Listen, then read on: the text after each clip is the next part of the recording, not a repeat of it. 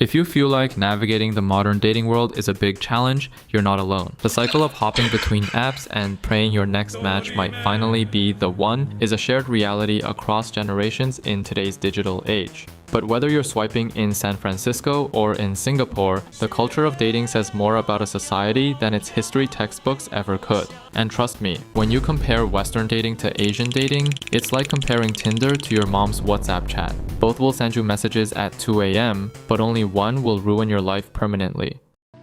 I love you.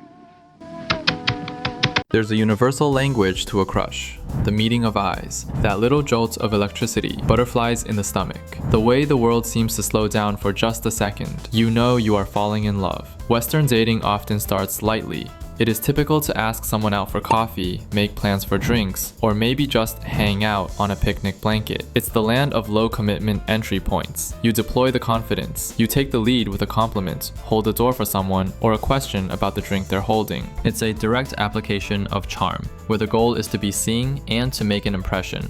Sometimes, you may be on your 6th date and still have no idea whether you're exclusive or just part of a multi-tabbed dating app in someone's digital love life. Meanwhile, in Asia, the first encounter may appear simple: a group dinner, karaoke with friends, bumping into one another at a campus party, or simply, hey, let me bring my friend along.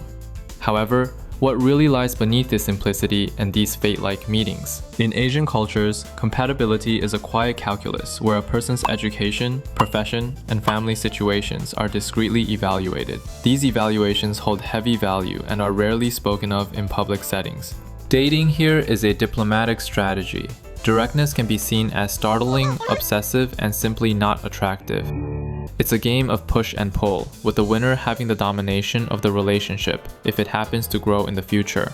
But the biggest difference between Western and Asian dating is the root of all evil: communication.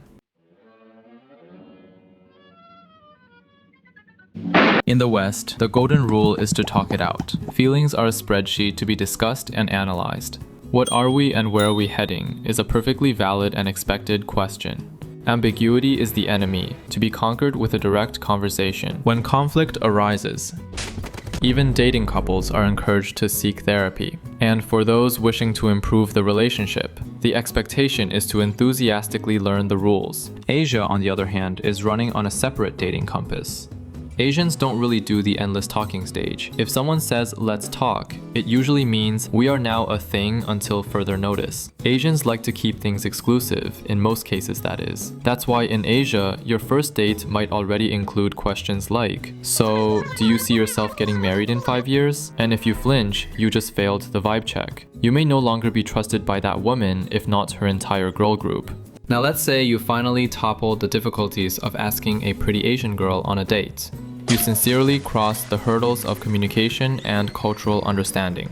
You participated in her Chinese New Year celebrations and were more than happy to receive a red envelope from her elders, which you eventually handed over to your girl. The next big challenge is the relationship milestones. In the West, milestones are a choose-your-own adventure. You can date for 6 months, 1 year, or 7 years and still be in the let's see where this goes phase. You may celebrate the anniversary and decide on a restaurant table for the occasion. Labels arrive late, commitment later, and marriage? Marriage is optional. You might hear, we don't need a piece of paper to validate our love, which is romantic, until you realize that piece of paper is what decides who gets the dog in a breakup. Asia, however, loves milestones like an overachieving student loves gold stars. If you've been seeing someone for a month, you're expected to define it. Asians love celebrating milestones. The calendar is a scorecard, meticulously marked. 100 days together, 1 month together, 3 months together, 500 days together, and on it goes. They even split the Valentines into 2 days. Western couples gift each other matching keychains. Asian couples? They take things to the next level with matching phone cases, matching shoes, Wait a minute! matching hoodies, and sometimes even matching haircuts.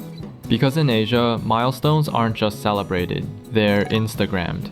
If you don't flaunt on social media, then something is seriously wrong with the relationship.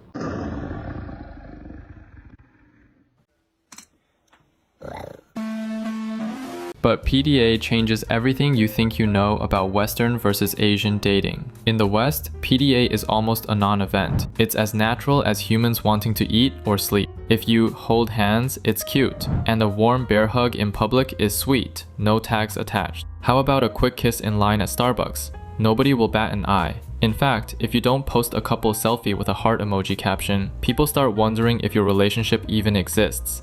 PDA is proof. It's marketing. It's basically free PR for your love life. In Asia, these three words have a whole different story.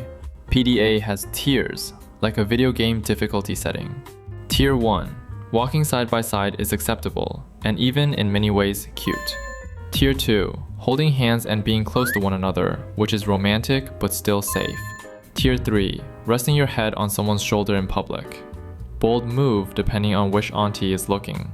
Anything beyond that? Bravo, you are now the star of the local auntie gossip network. Somewhere, a stranger's phone is already texting. Guess what I just saw today at the station? PDA is not only frowned upon, but also heavily associated with shame. That's why Asian couples often go for what I like to call coded affection. Instead of kissing in public, it's bringing bubble tea without being asked. Instead of a bear hug, it's a subtle push of the umbrella so you don't get wet. Instead of saying I love you out loud, it's the immortal Asian phrase, have you eaten? Asians love passive romance as much as they love passive aggression and passive judgment. And if things get too hot, you can always rent a love hotel that comes with exciting installments. So while Western couples treat PDA like a declaration, Asian couples treat it like a secret language. Small, almost invisible gestures that mean a lot more than they seem. Because in Asia, the louder the PDA, the louder the aunties. And no romance survives the auntie speed of Wi-Fi gossip. And if you like this breakthrough, please consider liking and subscribing. If your love is strong, it can win all the above challenges, but will definitely suffer this next one: parents. In Western dating, meeting the parents is often framed as a low-key milestone, a sign you're becoming more integrated into each other's lives. The setting is deliberately casual to ease pressure. And the invitation is simple. My parents are having a barbecue on Sunday. Wanna come? Or, I'm going to my dad's for dinner. You should join. You exchange handshakes and gentle hugs, aiming to present your intention, but the goal is for them to see you're a normal, pleasant person. The biggest tests are remembering to offer help with the dishes and not using your phone at the table. Success is measured in warm smiles and small talks. The relationship between you and your partner remains the central focus. The parents are a supportive but secondary audience. In Asian dating, meeting the parents is less a casual meet and greet and more a high-stakes assessment of your long-term suitability. It is a formal, often scheduled event.